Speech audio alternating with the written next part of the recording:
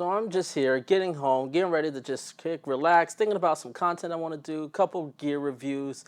I'm just getting ready to set that up. And yeah, that shit. We got a lot to talk about.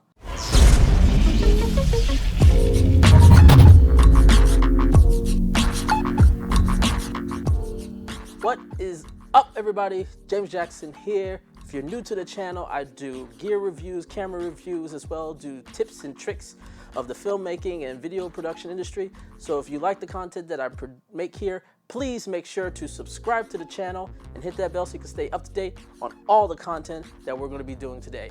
So, yeah, Blackmagic, what the hell? So this is coming, I'm just coming out, and as I was driving home, I get this notification that Blackmagic is going to be having a conference about some camera updates and some post-production stuff. So I was like, okay, cool. I'm assuming that Resolve 16 is going to be fully released, because it's been in beta for quite some time, since NAB. And I've been using the beta version of Resolve 16, and it's been great. There's a lot of stuff about it that from Grant Petty. I always love listening to Grant Petty. He's just like, he's like that father or that grandfather that just seems like you could just sit by a cozy fire and just sort of listen to him tell stories. That's sort of, you know, maybe that's just me, I don't know. There was a lot of stuff he went into Resolve 16 that they were talking that I didn't even know about, and I've been in the beta. But that's not what we're here for. I'll definitely go into that in a different video. We all know why you guys are here. So, you know, pocket camera's been quite a successful camera, to the point that they are still trying to fulfill back orders for this particular camera. So what does Blackmagic end up doing? They released a brand new camera, a whole new camera, brand new camera of the Blackmagic Pocket Cinema Camera 4K. Blackmagic has announced the Blackmagic Pocket Cinema Camera 6K. I've said this a couple times, but the point I'm trying to make is it's a 6K Super 35 sensor camera that has an EF mount. So they've redesigned the body, they put in a brand new sensor to it. It's going to be able to do UHD 6K up to 50 frames per second, a 241 6K. If you go to the 241 crop version, you can do 6K up to 60 frames per second. In DCI, you can do 5.7K up to 60 frames per second. And then they show that you can do 2.8K up to 120 frames per second. Now, obviously, I feel like all of these are going to be only accessible in using Blackmagic RAW. ProRes is just not going to be able to do it because it's just going to fry your camera trying to use these high resolution, high frame rates. I'm almost certain they're only going to be accessible in Blackmagic RAW. The other interesting thing that I'm really excited and interested to hear about is that there's actually an anamorphic mode. So now they're using the 3.7K anamorphic mode, and now you can shoot up to 60 frames per second. The other thing is they're going to keep a lot of things with the Blackmagic Pocket Cinema camera from the Micro Four Thirds version. It's still going to have the dual native ISO, which is great.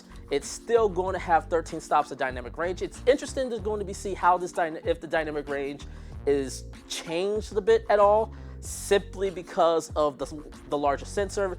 Hopefully, because one of the downsides, one of the things that really I've noticed with the Pocket 4K is that the highlight roll-off is not nearly as good as some of their previous cinema cameras. Hopefully, it being a Super 35 sensor, and the fact that you're using the full resolution of the sensor, the highlight roll-off will be significantly much better. It's a larger, so hopefully dynamic range in terms of highlight roll-off will be better, as well as I'm hoping, but odds are the shadow details in low light is probably not going to be as good as the Pocket Cinema camera, but I will be interested to see how that goes. Still has the same screen that is part of the Pocket 4K. It still has all the inputs, the mini XLR, the 3.5mm jack that can do time code, full-size HDMI, the SSD, it still can record to CFast and SD cards. So majority of the features of the Pocket 4K are the same. It's really the resolution and some of the frame rates that are going to be different. Almost certain that the 6K is only available in Blackmagic RAW. So which means ProRes is probably only going to be, it's going to be very similar to the Pocket 4K currently right now, which is 4K 60 and 120 at 1080. Now there is a downside. The downside is because it's still RAW, you are going, every single time you drop in resolution, you will crop in on the sensor. So while yes, you do get this larger sensor, you get the EF mount so you can use your EF glasses. Chances are if you still want to stick to 4K, you're going to be cropping in on that sensor. And since it's being EF mounts, you can't use speed boosters to sort of manipulate that. So I don't know if it's really a cut and dry that this is going to be an upgrade. So it's really going to be interesting to see. As soon as it becomes available on Amazon, I'm getting that. Point blank period. The other things I'm very interested about is because of the body design, the fact that there's now a larger mount port.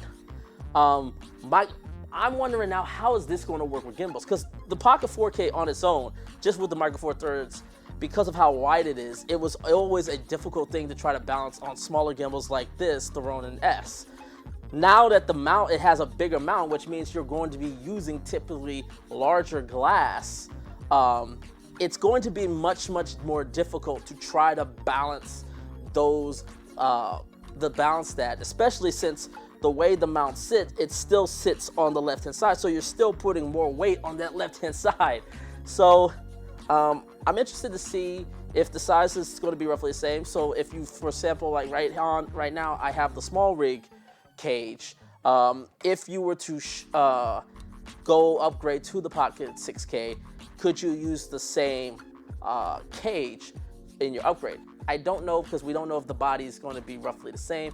From the looks of it, it looks the same. It looks about the same size, but it also looks like it's slightly bigger. So we'll see. I'll definitely be looking in. I do feel it's an interesting time that Blackmagic released this now, because again, this is the Pocket Cinema camera is still in its young development cycle. I'm assuming they're looking at this as not necessarily as a replacement to the Pocket 4K, but sort of like a second piece. Like the Pocket Cinema camera 4K is like the A7 III, and then the 6K is like the A7S or the A7R3, if you're going to try to do some sort of comparison video. And but speaking of Sony, it's interesting that they're releasing this now, because again, Sony has not released the A7 III, the A7S III yet. And the fact that they're now releasing a 6K camera that can shoot 60 frames per second, that is going to be bonkers. It's going to be nuts. And it's also going to be interesting to see how people are going to handle it, because 6K is still a large file. That's a large file. And by the way, definitely, if you're definitely interested in getting the 6K version, almost definitely get an external. If you wanted to try to do like external batteries, like just go with LPE6, no, you might as well just go ahead and get V mounts and get real true professional batteries. I'm very excited by this. I'm interested in seeing how both of these cameras are going to be going together, and we'll see how this works.